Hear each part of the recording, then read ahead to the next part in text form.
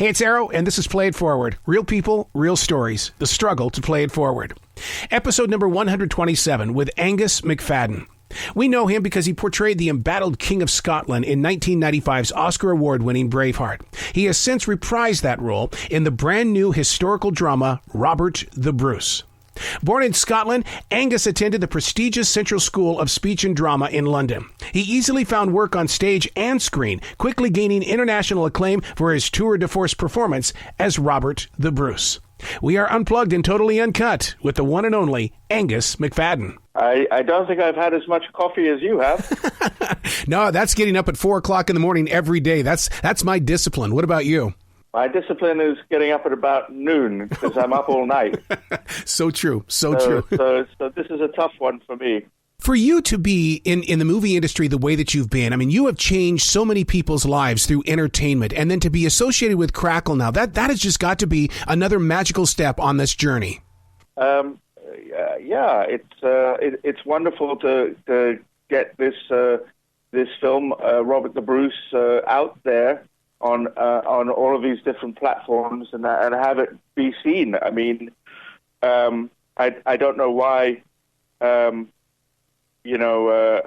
feel quite lucky that the film has done so well. You know, you never really expect a small film made for very little with no publicity budget to do so well. But we I guess, you know, right now small independent films are filling a void which the big studio system can't, because all the theaters are closed. What I love about it is that people then get onto the social media and say, you're not going to believe what I just saw. And this is one of those movies that people are talking about. And it's fun to watch a movie like that grow organically.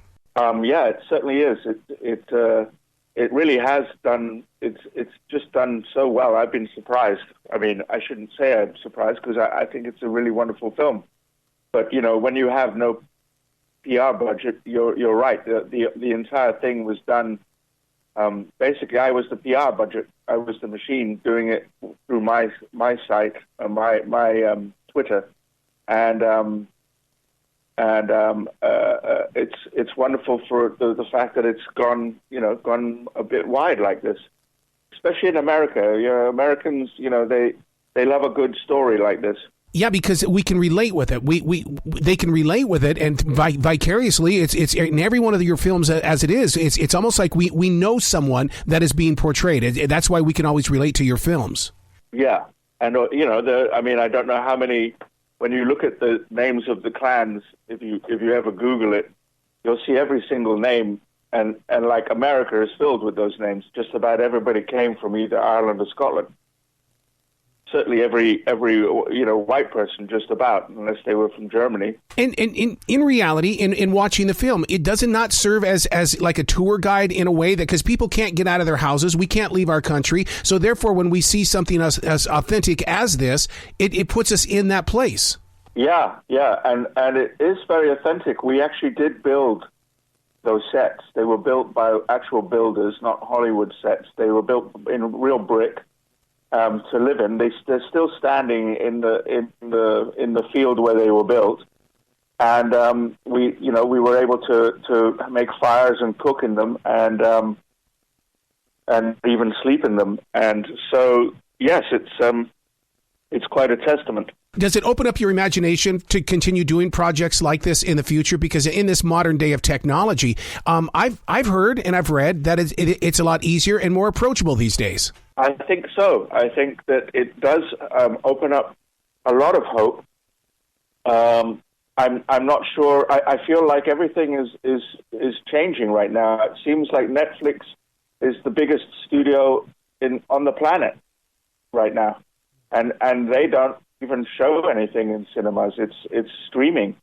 So that's where we are, and it's a huge shift which is going on. I don't know how long these theaters are going to be able to hold out economically, you know, if they're not going to basically go bust. And then what happens to those big spaces? What actually happened? You bring up a very interesting point, because I work for Regal, and Regal, we had a big meeting this past Sunday, and they go, look, if we open the doors, people aren't coming.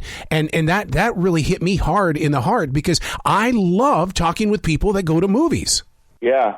and they haven't. The other idea was the drive-in, but they're just not technologically equipped for it. Apparently, most of them, the sound is dreadful, and you can't really rely on other people to not run their engines with their aircon, or so you get a lot of sound interference. So then when it does go through the flat screen TV, like through a Crackle and through Netflix and things like that, your work of art, does it feel like it's as intimate as radio once was, let's say back in the 20s and 30s? Because you're creating a product that is actually where the family is gathering now. People are getting together because of your art.